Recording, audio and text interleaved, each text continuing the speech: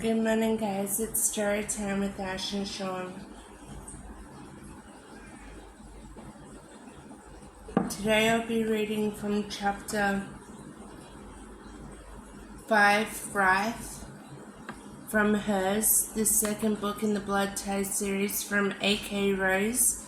She's an awesome dark romance author, so if you like dark romance, give her a read. There's body wash and shampoo. I spun finding him and the guard standing behind me. He glanced at the clothes, then at me.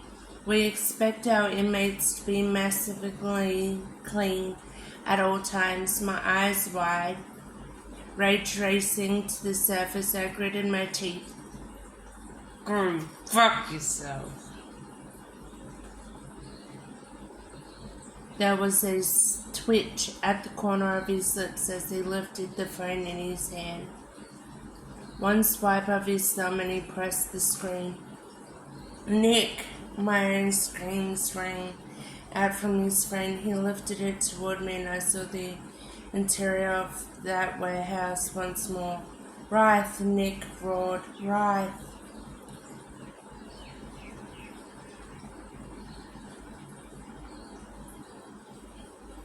My heart punched in my ribs. The pounding in my ears was deafening as he pressed the screen, stopping the video. I understand your stepbrother was hurt in the intervention.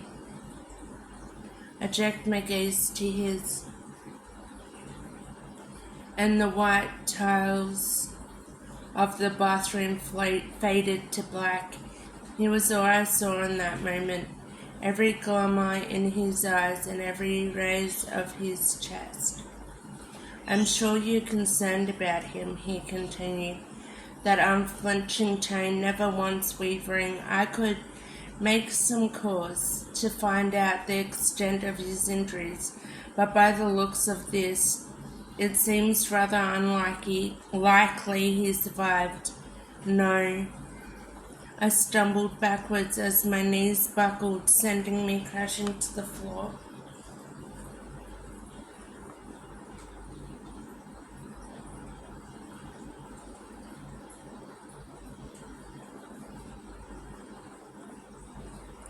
Thud, thud, thud.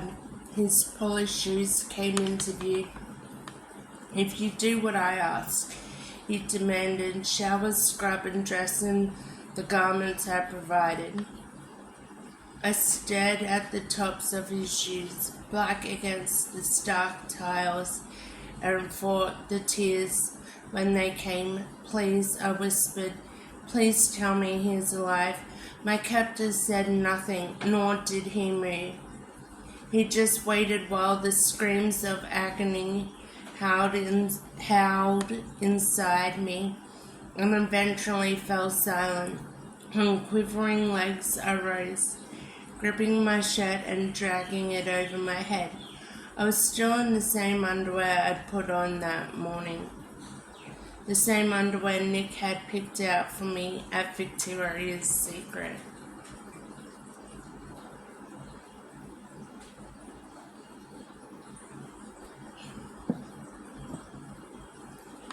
My captor lowered his gaze as I reached around and unhooked my bra. Leaving it to fall free, I swallowed hard, thumbed my panties and pushed them down. You can call me the principal, he murmured, staring between my legs. Now shower and don't forget to shave everything. My tears came as I slowly turned the shower and hit the taps. The sting on my abdomen was instant, drawing me back to the pain I felt before. When I came to, I looked down and moaned, black against my pale flesh. Panic roared as I touched the mark. It touched me. No, I cried and rubbed the red, raised flesh, whimpering. Hate inside the O. I'd seen that marking before, seen that ugly fucking mark I stiffened as the image of the priest came rushing back to me. I can't have you messing up our plans. My mum's voice slipped through the cracks of my mind. The priest, the wedding, the betrayal. I touched the tattoo on my skin and felt the bathroom sway.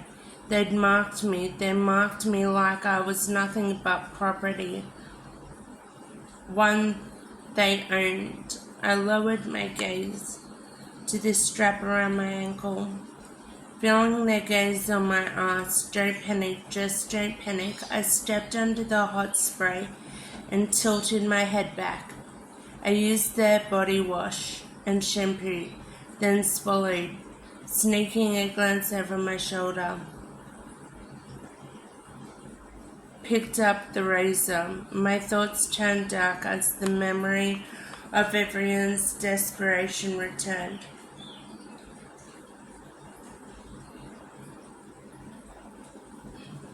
How many girls had done this? How many had taken the razor to their wrist instead of their legs? I didn't need to meet my captious gaze to know the truth, so I set to work, taking the razor to my underarms, my legs, and finally between my legs.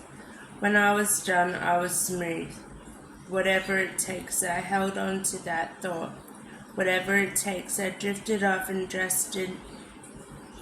I dried off and dressed it in the soft, white lacy lingerie, fighting the winds as I slipped the sheer cover on and tied it.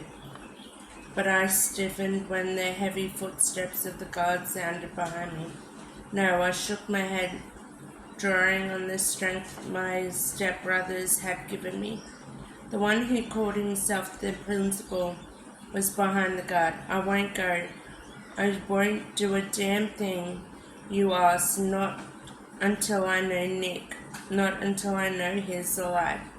The principal's smile was slow and sad to stick as he strode past the guard to stop in front of me. I can make some calls if you like. He brushed my hair so gently, curling the strands behind my ear. If that would ease your mind. Hope searched inside me until he grabbed me by the throat and dragged me closer. But please don't mistake my kindness for weakness. His eyes searched mine. Let me show you what happened the last time someone thought that.